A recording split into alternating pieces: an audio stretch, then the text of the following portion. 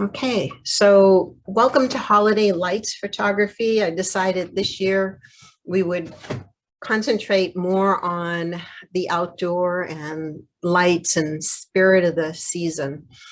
This is one of our little ruby throat hummingbirds that come and visit us. And what I did is I just put it into a very distorted filter. There's a filter in Photoshop that allows you to be able to do bicolor. And then I also went into Photoshop and then just popped it out as a sphere just to put this little guy into a Christmas ornament. So I always like to do something with nature and Christmas, and we do miss our hummingbirds. So what I thought we'd talk about is first what type of planning that you want to do in terms of your holiday images.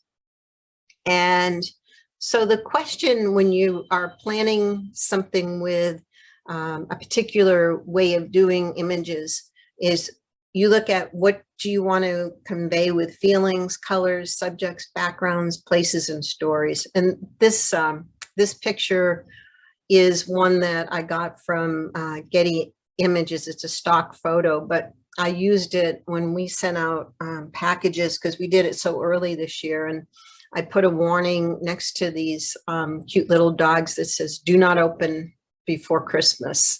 And I just put that as the outside label on everything. But these guys are pretty adorable. So this is just general discussion. If you want to unmute your mics, what feeling do you want to convey? If you were going to go out and do some holiday photography right now, what's the feeling? This is Pam. I'm looking for joyfulness. I mean, it's been such a hard year again, and I've lost a lot of friends, and a lot of friends are very chronically ill, and it can be, and I'm alone. I don't have any immediate family anymore. And so it's a sad time for me. And I just love the spirit of singing and decorations and being with friends and something joyful and happy. That's what I look for. Anyone else? What I look for that I like, can you hear me okay? Yes. Yeah, is nature, peace, kind of at the peace of the season, the coming of the new year. And so I like some of the shots out in nature. I wish we had a little bit of snow, but I don't think that's going to happen until January sometime. But those are the kind of shots that I like, although I love these puppy dogs. That's hilarious. That's great.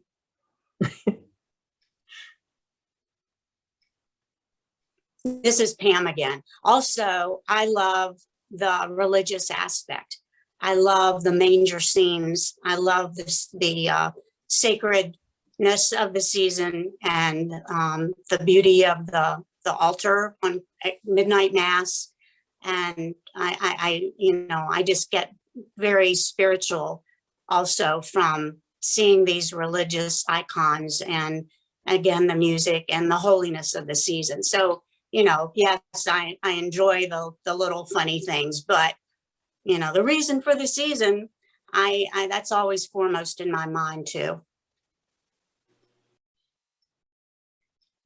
This is Barb. I try to think of peace, and which means different things to different people, and comfort, in addition to a lot of what Pam's already said. But Pam's put it really well. Thank you, Pam.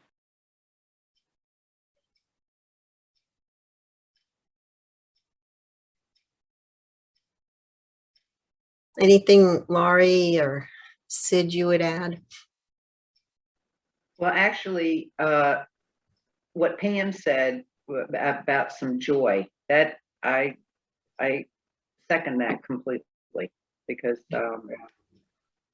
it would be nice to get some positive feelings, and I do enjoy nature as well.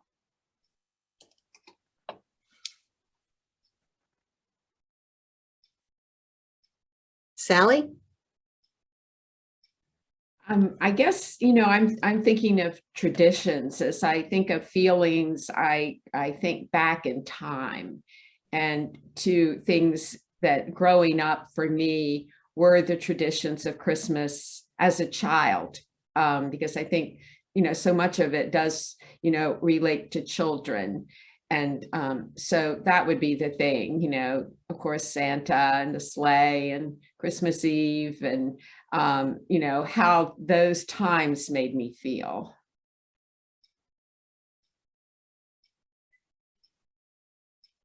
For my holiday celebrations and so on, mine are a bit different, and mine are just mainly focused around lights. Almost all of the things that we do during the season are light. So all my memories are looking at Christmas lights with the kids and that sort of thing. So I guess if I had a theme, it would be light.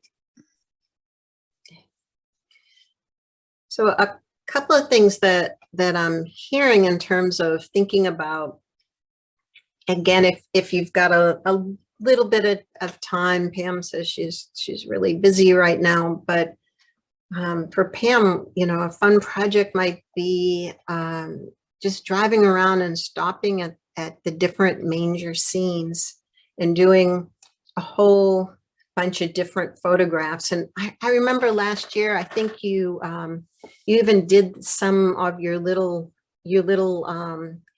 mangers that you have in the house and photographed the little ones that you had. So also, what do you have in your house from your childhood that you could set up, stage, photograph? But also it would be sort of fun to say, I'm going to go, and as I'm driving my friend to pick up his automobile, I'm going to stop along the way and find all the unique different types of manger scenes that are around. You can even, like, I know in downtown Front Royal, just there's a number of different ones, and wouldn't it be fun to put together a collage or do something like that?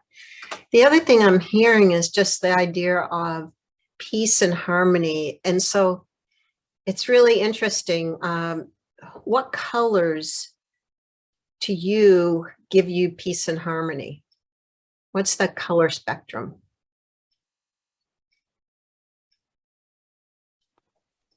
For me, Well, I know red is this is Pam, Yeah. you know, brilliant, and usually you don't think of it as peaceful, but with it, red berries with pine, or red berries with holly, or red berries with a cardinal and snow on the pine tree, to me, there is nothing more beautiful than that combination of the red and green, which of course is, it says Christmas.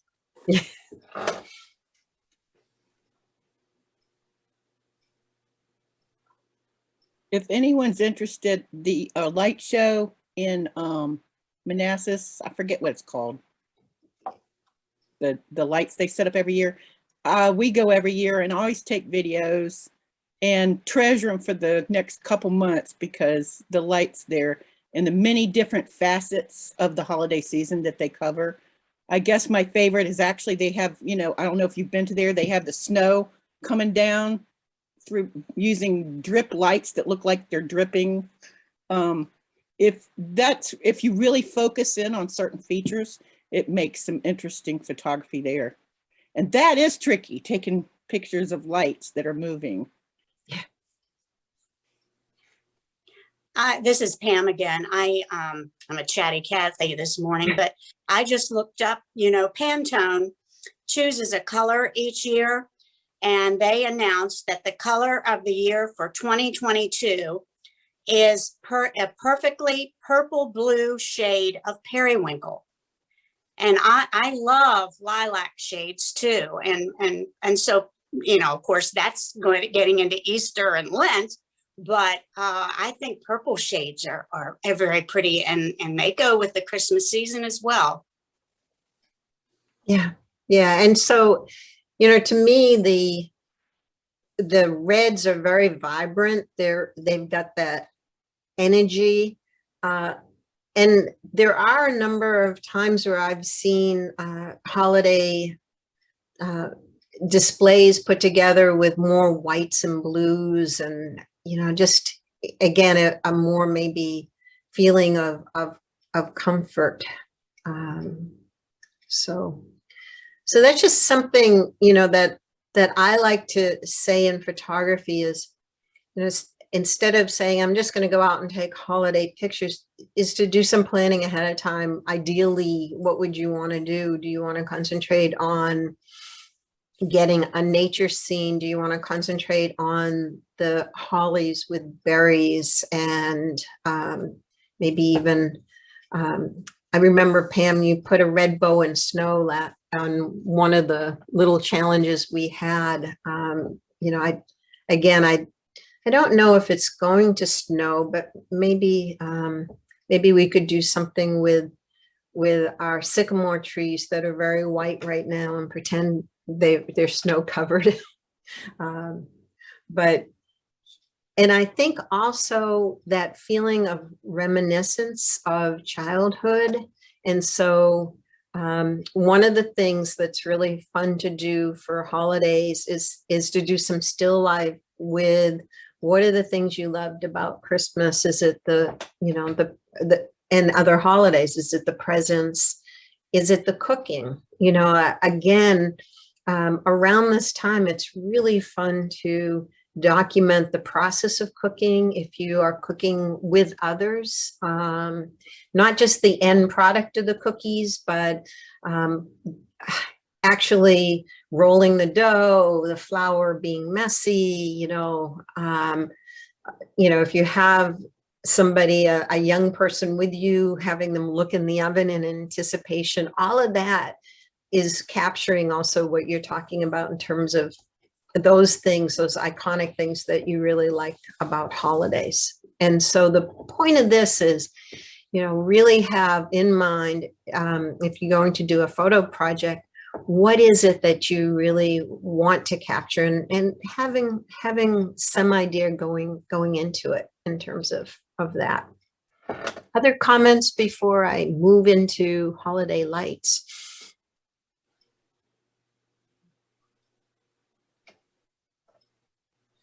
Okay, so one of the things we want to do is we want to set moods, and there are different types of moods depending on also what you do with lights. And that's something Sid said is, you know, this holiday is very much about lights. We use lights with the already Hanukkah's over and the menorahs are probably packed away, but Kwanzaa has lights and Christmas has lights. There's just because I think of the season and the length of the day being so limited, that these lights are what helps people with this season. I think we're attracted to lights this time of year because, you know, time I'm finishing lunch, I'm like, why is the sun setting already? You know, we're headed almost to the solstice where the days will start getting longer again. But if you want a festive mood, it makes sense to really use a lot of bright lights in your scene. Even if you're trying to photograph at night, you want those lights to be really bright. You know, if you're in Manassas, you know, there's probably displays that are incredibly bright and some that are less. The other thing that's fun to do with holiday photography is to use simple objects and light them as much as possible. So if you have a favorite Christmas ornament, if you have a favorite little past item that's been handed down in your family, to isolate that and put the lights behind it. With candles, what you want to do mainly with candles is to photograph them in the dark and use those, like in the scene there, parts of nature, the holly, the pine, just to illuminate the scene, the pine cones. And we're going to talk about this term bokeh a lot. And then the other thing you can do with lights is, I don't know, in Manassas, I think you have to stay mainly in your cars, but if you do have a place with lights, you can always silhouette somebody in front of the lights. And we'll talk about that technical methods, but the lights can really set the different mood, darkness or brightness, joy, festiveness, again, depending on what you want to do with the lights. All right, so we're going to get into technical aspects of lights and candles, and just the difference of the scene on the left with that magic of opening up the present and having lights in the background versus the crazy lights that you can get when you go into communities and having properties just aglow in light.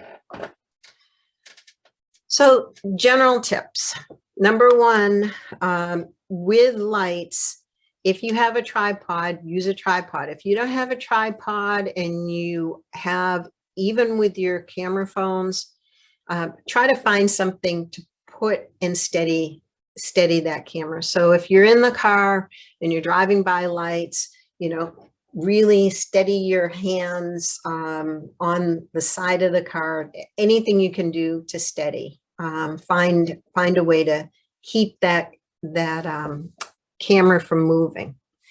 The best time to do lights is twilight or dusk.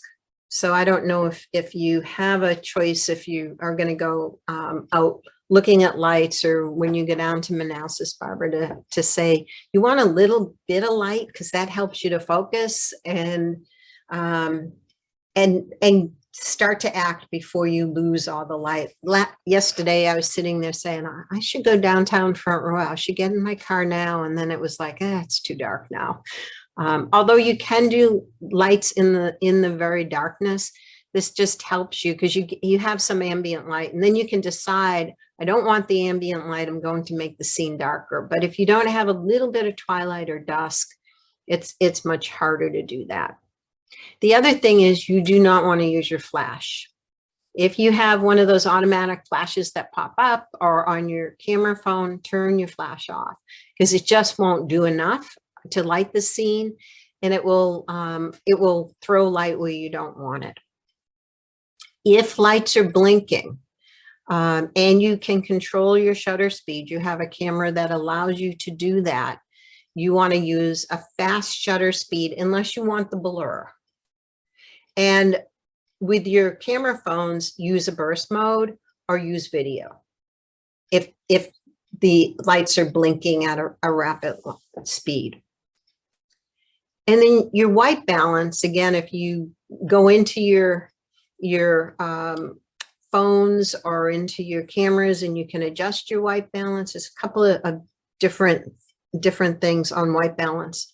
Or you can now in post-processing do this, but you can use incandescent or tungsten if the bulbs are not LED. So what's happened is the old bulbs had a certain amount of light factor, but the LEDs can really confuse and mess up cameras big time. And a lot of lights now are LEDs, the more modern lights. No more of those old fashioned bulbs that would burn out like instantly. So if you have LED, stay with just your auto white balance, which is your default setting. And you want to really fill your frame and make the picture full. Okay, so what is this idea of bokeh? It's the out of area focus in a photograph. And the way that you get this is by where you are, where the object is, and how far that object is from the background. It's the old thing that I always talk about in terms of depth of field. But a lot of the pictures, people really like this effect of having the dreamy background, having the foreground object totally in focus and the background being this sort of blurry, beautiful setting. You can now get and buy some apps for your camera phones where you can create bokeh. I looked up, there's all these apps that will even add it, you know, if you don't have it, it will add it. So, but if you want to do it in camera, there's a way to do it. And so we have to go back to our old friend, the exposure triangle. And in your camera, again, this is just a really quick update, and this is true of your camera phones or all cameras, is you've got 3 elements that you can adjust. You can adjust your shutter speed, which is how quick your door is opening and closing. The longer it's open, the more light that gets in, the more likely that you're going to get blur. So if you are traveling in a car and you're trying to take pictures of lights, you need more shutter speed or else they may look incredibly blurry. If you're stationary and you're wanting to take a picture of the lights in the gazebo and Front Royal on a tripod, you're going to have a very slow shutter speed to let in the most light possible. So that's just the difference in terms of decision making that you make. Again, if you are traveling in the car and trying to do lights and moving and it looks, and you're not intentionally wanting to blur, you may have to up your shutter speed. If you're at a house with lots of crazy blinking lights, probably more shutter speed will do. If you're trying to get really a nice iconic scene of the whole street, I would be as stationary as possible, tripod, or have your camera resting on something or your phone and hit the shutter speed. On the phones, you can, on some of them, adjust shutter speed, but it's difficult to do. Aperture is in the lens of the camera. It's how wide open the peephole where the light is coming through in. And with cameras, it's sort of always opposite of what you think. You get more depth of field, more of it's in focus when you have the smallest opening of your camera. As you open up the aperture, you get more shallow depth of field. And shallow depth of field means that things behind the camera and to some degree in front of the camera to the subject will look blurry. And sometimes you want to intentionally make it blurry. So that's one of the factors, is depth of field. Shutter speed is always in 1/1000th or 1/30th of a second. Depth of field is always in an f-stop. And the lower the number, like f2.8, the wider open your aperture is, the more light that's coming in, the less depth of field you have. Camera phones are defaulting at about 2.8 aperture. Then the other factor you can deal with is your sensitivity, and that as you increase the sensitivity, more light comes in, but you get more potential grain or noise in your picture. So that's a trade-off. With Laurie's camera, I would want to stay in like 1000 ISO. In Sally's camera, she can push it up. Just a difference of technology and sensor. Probably, Barb, your camera, if you get too high in the ISO, it's starting to look a little bit grainy when you look at it on the computer or if you print it. Just the older cameras, you can't push them as far. And that's because it's the electric area where light is pouring in. It's the number of buckets. The more buckets you have, the more grain you have. So this I is. actually think my iPhone 11 has better acuity. Yes, it in that does. area. Yep. It does. You know, it's really sad, but you know, like there was a point at which cameras were better, even the old DSL cameras, and then all of a sudden the camera phones overtook them in terms of having less noise, and then an 11 or a 12, you know, that you start to get incredible pictures that you can't capture with some of the cameras. All right, so why do we care about aperture? You know, that picture I showed you with the nice little soft lights behind it, versus the lights being more apparent. When we do that type, we want to purposely have a shallow depth of field. So quick review, which picture has 5.6 versus 2.8? And 5.6 is a medium amount of depth of field. 2.8 is shallow. So which one is 5.6? I would say B. Correct. So, yeah, and not all lenses will go down to 2.8. The f-stop that is available to you is not the camera body, it's the lens. And that's a lot of times people get it confused. But to get this sort of blurry, nice lights that aren't totally in focus, you're going to be at 2.8. What does it also mean if I'm at 2.8 versus 5.6? Which one is getting more light in it?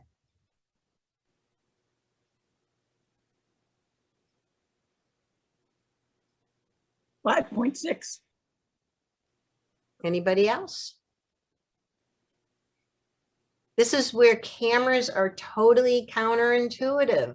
So at 2.8. 5.6, you might be this open, 2.8, you're wider open. So 2.8 is a wider opening?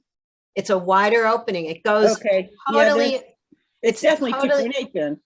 yeah, you have to almost like, this is the thing you have to keep saying to yourself, is that those numbers are totally opposite the way you would want to think. You'd want to think, oh, if I'm at F11 or F8, that I am, I'm getting more depth of field, but I'm losing light. So as those numbers of f-stops go up, your actual opening of that peephole is getting smaller and smaller. And if you do it with your own eye, you know, they're right now, it's they have new eye drops for younger people, supposedly, that's going to get stop needing eyeglasses. And what it's doing, it's shrinking your iris, which gives you more depth of field, just like a camera.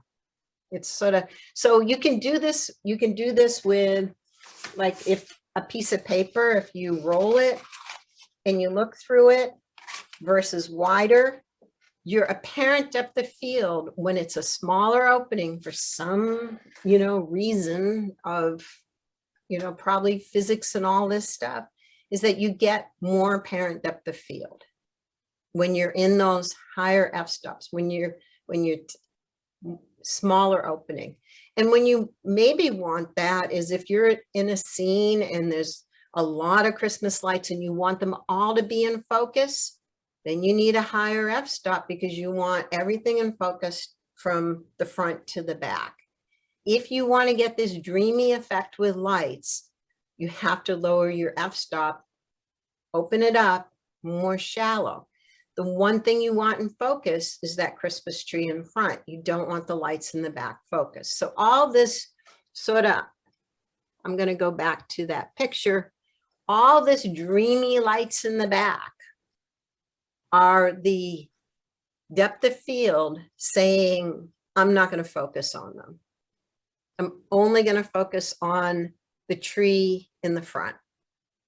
And we'll talk about how you do that with your camera phones. You can sort of trick them a little bit into trying to get this different depth of field. Is that how squinting works? How what? Squinting. When you squint, does that? Yeah, probably. Probably too. Think about it. Yeah. That's letting less light in. All right. I think it's making it that hole. The hole smaller too, maybe. but I know if I go like this, you know, it just, you get this sort of more, more apparent area of focus. All right, so with your cameras, and I haven't experimented with this with my iPhone as much, is what you want to do is you want your subject to be somewhere around 4 to 5 feet in front of the holiday lights. You want a gap. It will only work if you're like, if you have a Christmas ornament or something, that it has to be the lights have to be far enough in the background. If they're close to it, then everything's going to be in focus. So you have to have them at least 4 to 5 feet behind the object that you're photographing, the one area of focus. And you don't want to be close to those lights. So you have to play with setting it up and your different lens. And you could do this with even a candle if you want the candle to be in focus versus this blurry sort of ephemeral candle in the background. You would have it further away from the subject. You'd have your Christmas ornament close to you. You have your candle further back to make it blur and not be in focus. So this is the time we want something to purposely be out of focus. That peephole, that little aperture, you want it to be as low as your camera can go, or lens rather. And every lens is going to be different. You know, I have a lens that when I zoom it all the way out, it's my lowest f-stop on my zoom lens is 7.1. I can't do that very well with that lens. I have another lens that is 1.2. So I'm going to pick the lens that gives me a low f-stop. And and remember your iPhone is probably 1.2 or 2.8. So iPhones, camera phones, whatever model you have, automatically have a low f-stop. If you didn't want this bokeh, if you want it like that house with, you come across a house and it's got like crazy ornaments and lights and, you know, blow up crazy things all moving, and you want everything from the front lawn close to you all the way to the roof of the house in focus, you might want to go f8 because you want more of it all in focus. You don't want that dreamy look behind it. And you want to manually focus the camera so that the focus on the tree is in focus, but the lights are out of focus. If you're going to do just dreamy lights completely, if I wanted to take crazy house and make it just a blur of light, I'm going to make it out of focus. So that's a decision that you make. So if I'm setting up my camera, you know, I'm downtown Front Royal and I have something in the foreground, but I want blurry lights in the background. I'm on my tripod. I'm at f4.0, where a lot of lenses start. And you can, Sally, you can use your macro lens for this. You can be an aperture priority or manual. And then I'm going to put my f-stop there. I'm going to set my ISO. I can start at 400, but if I need more, I can do it. And depending on if I'm hand holding or not, I then have my shutter speed be whatever it needs to be. And if things are blurry, I have to up my shutter speed because, you know, if it's moving, your shutter speed is the way to stop blur. And then I have to increase my ISO. I want to leave, for the blurry look, I want to leave my f-stop at the lowest f-stop possible. And it's important that I focus on whatever object is in the foreground. All make sense? All right. So what do you do if you want to do it? You're just sort of out and you don't have a tripod and your big camera and you have your just your camera phone. You can try to use the night setting on the newer camera phones. Some of the Samsungs have it. They do pretty well in night. iPhone 11 and above has a night setting. And if you use the night setting on your phone, you'll see that this little moon comes up and it will start counting down and it's keeping the shutter open. So if you're using that night setting and you're going like this with your camera, or you're just like struggling to hold it because it feels awkward, you're going to get blur while that shutter is open doing its little countdown. That's important to know on the night setting. And sometimes I want it to appear darker. So sometimes I will purposely turn off that night setting. Also on the iPhone at the ultra wide setting, then the 0.5 option that you can pick, the night setting doesn't work. Pam, do you have a night setting on your version of your phone, or is it? Where would I find that? It automatically pops up on the 11. So you probably, Mine's an 8. Yours an 8, okay. But you Yeah. do have portrait mode. So what portrait mode will do is, this would be something equivalent to trying to blur the background, because that's what portrait mode does on the camera phones. So again, if you have that picture of that tree in mind and you have the blurry, beautiful lights behind, go in portrait mode and focus on the tree, and it should blur the background. The other thing is, in portrait mode should work on the Androids also. Sally, I think, has an Android, but you'd be better off probably playing with your camera to do lights, given the technology that you have. But on the iPhone, if you take a picture in portrait mode and you then go to edit, you can decide how much blur you want in that background. And it actually, on, again, the 11s and the newer phones, there's a little F symbol if you take something in portrait mode and then you hit the edit, and that F symbol will bring up a little device that will show you what your equivalent f-stop will be. And if you slide it back and forth, you'll get more or less blur behind where the portrait is. Now in portrait mode, it's going to be looking for a face. So we have to tell it that the Christmas tree is what you want to do. So again, turn your flash off, turn your, on camera flashes, no matter what, are never strong enough to do most photography.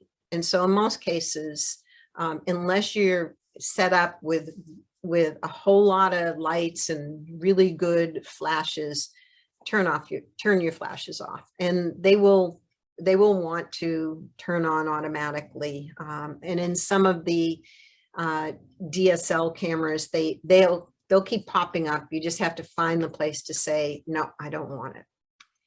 On your camera phones, as well as your other phones, you have to set your focal point. So on that picture again of that beautiful tree on the right hand side, your focus point is all the way on the right, and you have to make sure, or else it will move over and get confused and try to focus on the lights, or manually focus. Turn your autofocus off. So we're going to talk about, again, how to set that focus point if you're using a camera phone. The other thing is, avoid the zooming on your cameras, and that's the pinchy mode. If you have a camera that gives you the option of wide angle, and then like the 11s and 12s, they have 3 set ones, like 0.1x, 1, and then I think it's 2x or something, and the same with some of the Androids. You can use those because you've got multiple lenses that are changing that focal point.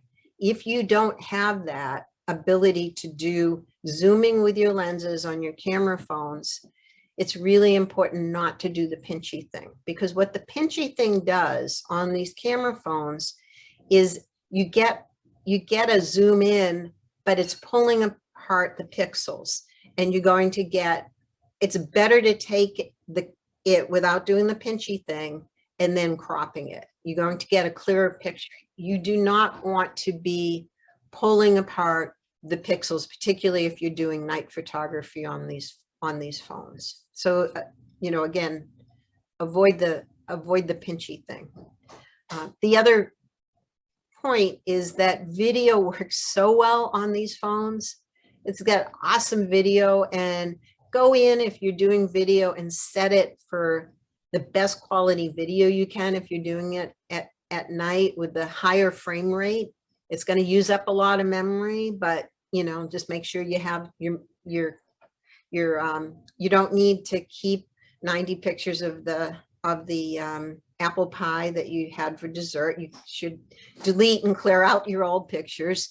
Or send it to the cloud. Yeah, or send them up to the cloud. That, you know, again, you know, up there, someone's like saying, wow, look at all these apple pie pictures I just took.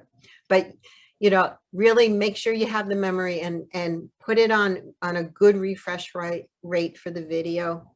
And then you can stop the video and you can do a screen print and capture probably better than you could any other way. But that's going to capture the lights very bright. It's not going to have this like out of focus effect. So again, the most important thing that you do with your camera phones is pick your area of focus. And this one is a graphic from an Android, but it looks pretty identical on your iPhones. It's a square instead of a circle. And so on your iPhones, again, if we were doing that tree with bokeh and we had the tree on the right, you have to tap, hold, and lock that focus, particularly with doing night photography. So again, if you're taking a picture of the crazy house with a million little spinning lights, you can just let it focus anywhere. But if the object is to the side, it's really important to say to your camera phone, what do I want to have in focus? What don't I want to have in focus? And in this picture, I took it with a Samsung. You can see my focus point. This flower is incredibly clear in the middle. The flowers over to the left and to the right fall out of focus. And the reason is because we told the camera phone what we wanted to focus on. We don't let the phone make the decision for us. Same thing if you have an expensive camera, tell that camera where you want the focus. If you let it autofocus, particularly at night, it's going to get really confused and it's going to go to the brightest and most contrasty site rather than what you want it to focus on. On the iPhone, it will say AE lock on the top, and that means it's locked and you can recompose if you want to. And if you don't like that, you just tap it to make it unlock, and it will unlock after a period of time too. But be purposeful and where your focal points are. That's really important. The other thing that happens when you tap on these phones is that you can also set the exposure, and we'll talk about that. So you may decide that you want to adjust the scene. Maybe again, the mood.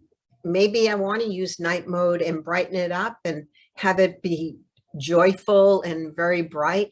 Or maybe I want it really dark and just the light over a manger scene.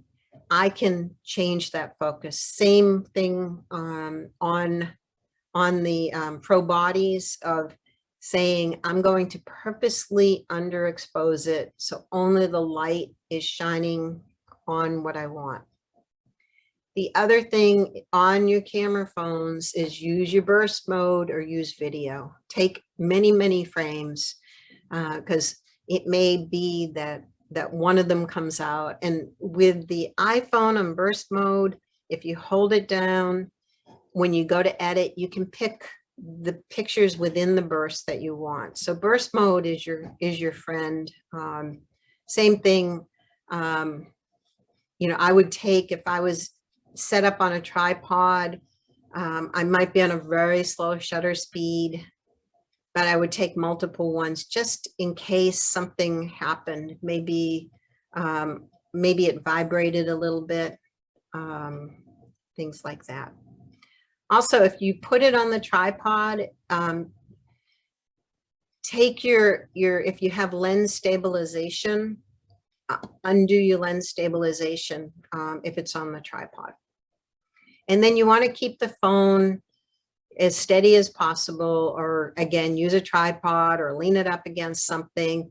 Remember, with your phones, your headsets that came with it is an automatic trigger for the phones, and you could set it up and then use your headsets to trigger your shutter, or you can use your volume buttons. Again, sometimes it's a lot easier clicking the shutter using my volume button than hitting the phone, because when I hit the phone, I tend to move it around. So those are some things, and for about $12, I have a Bluetooth trigger that will trigger my phone, so I can set it all up and walk away from it and trigger it, you know, if I'm looking at different types of things. And then with your iPhones or Samsung camera phones or Androids, there's different things on the Androids. There's a pro mode, and then pro mode, you can do a lot of adjustments. Just look for the pro mode. But in a very quick way, when you have that lock focus in either the square on the iPhone or the circle with the lock on the Androids, this little sun image will come up. And if you don't have to even be right on the sun. If you slide up and down, it will adjust how dark or how light that scene is. And the wonderful things about camera phones is what you see is what you're going to get. And you can do this when you're running video too. You can adjust how dark or how light the scene is being captured.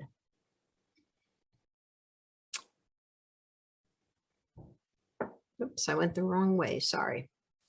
And so every year I try to do, I try to take one of my favorite nature photos from the year and figure out how I can make it into a holiday greeting.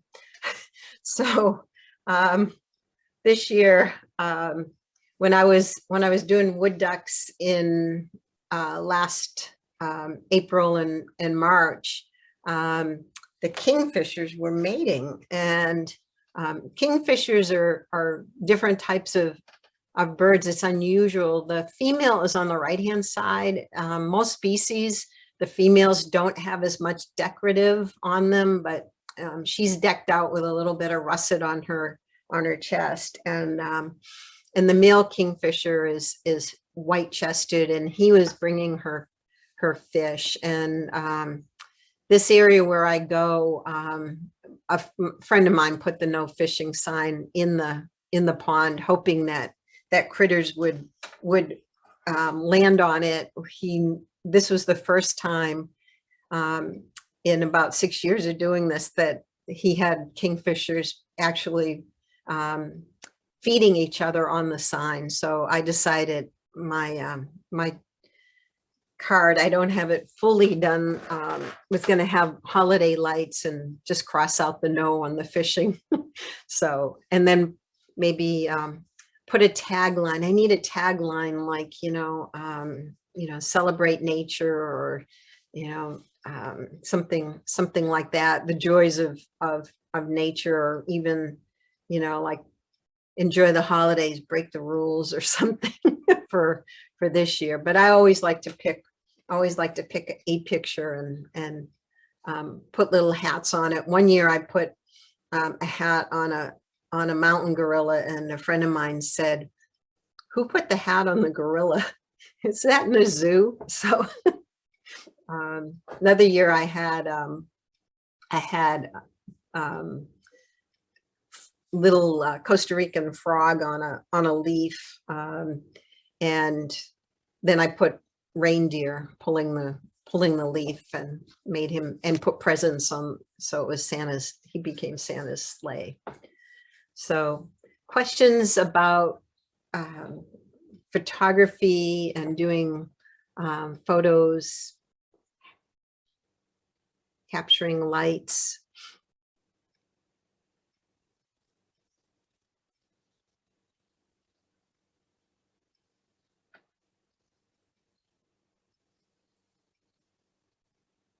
Wow, everybody's quiet. So everybody ready to go out and take wonderful photos of different Christmas scenes? Yes, I like the idea of doing the manger different shots. And, you know, I know you did this last year, was the how to do the video thing. I'm hoping to remember how to make the little movie and get some pretty Christmas music behind it. If I can remember how to do that, maybe that would be a refresher for us, Sharon, Yeah. next year, how to do that again. Definitely. And some of them now automatically do it with the latest update of the iOS for the Apple. It pulled all my sunset pictures and put music behind it automatically and said, do you like this? And I'm like, well, some of these were just things I was clicking quickly. So it's become even easier to compile some of those videos now, but we'll definitely do a refresher on videos. That will be fun. Other questions? Sharon, I think you've mentioned before about a tripod for a cell phone. I've never gotten one, but I think it might be a good idea. I know you mentioned like even for taking pictures of birds, at the feeders or in your yard and things, that Yeah. the tripod for the cell phone camera is good. Could you tell us about that again?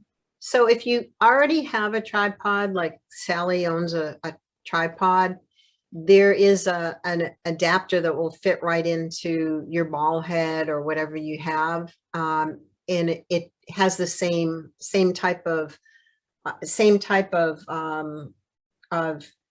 settings for like putting your lens or your cameras on your plates. And I can get you the one that I use. Not for a lot of money, you can get one that's metal and really pretty robust. And I use that a lot again for taking pictures of videos at my feeders, or, I've even taken and put my camera phone out while it's snowing to see if I could capture the snow coming down. So it's really handy to have. You can also, I'm just looking around to see what I've got at my feet, nothing right now, but you can also buy tripods for iPhones. A lot of them are not real robust and they can fall over in the wind. So I would recommend getting something like, a good, I forget what they call them, like gorilla leg one that you can wrap, and it has a little bit of heft in it because you don't want wind movement when you're doing it. So I can send out some just different ideas of tripods for your camera phones, because it makes a difference. And Barbara, you could even do one that had flexible legs and put it right over the car window and have it like sitting when you go and do the lights in Manassas. That really does help. I almost got somebody really mad at me. There was a house with really pretty lights, and I did stop and took a picture out my window with my camera phone in night mode, and it came out fairly good, but not the best thing to do on a busy road. I have one I call the spider. The spider, yeah, and it Yeah. has flexible legs. Yeah, it has 4 flexible legs, and you can also, it has like a little loop on it where you can put a flashlight on it if you needed a flashlight you can use it for that too. Yeah. It's I call it the little spider. I think Ron calls it the little dog because it looks like 4 legs in your, Yeah. this is the face of the dog. So, But, if you set up your phone too, before you get one, and again, if you have those headsets that came with it, your volume buttons on your headsets will act as a trigger. And I don't have AirPods or whatever they are, so I haven't tried it with that, but it should work if they are Bluetooth and part of the original devices. I've tried it with other headsets and it doesn't work. It has to be with the model, and that works across Apple and Android. The volume buttons do trigger the phones, so that does help. Just not having to try to find the place where the shutter is.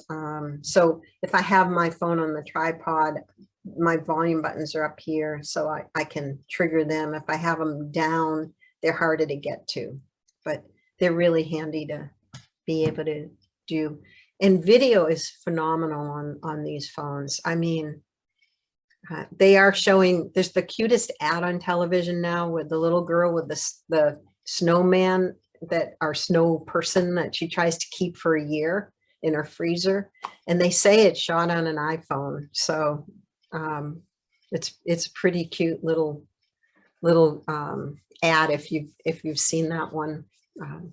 She brings it in, puts it in the freezer. They take camping. It's in a cooler.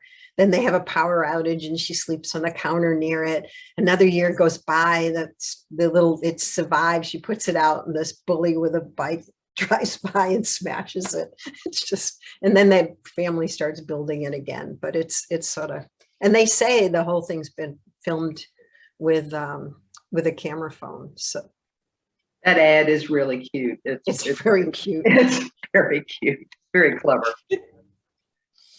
Which is another thing you can do is video messages to people if you're still not able to reunite with family again, to be able to send a little message, and record the music too. They're phenomenal in terms of what they can do. Is if you're in a church service or in a place where people are caroling, run some video. You might be surprised at how good that the sound is too, because that's the nice thing is getting the sounds of the season too. So.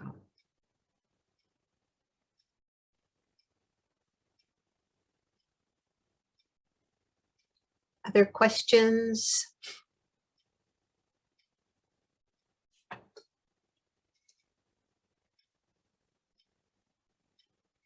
So get out there and record and have a really, really good time. And think, though, in the beginning, what is it that you want to capture that's special or different and unique? Those little projects of being able to capture something. You could do a whole thing on wreaths that people have. Just go through a neighborhood and just do a whole thing on wreaths. the wreaths, the front royal, Yeah, exactly. Warren County. Yeah.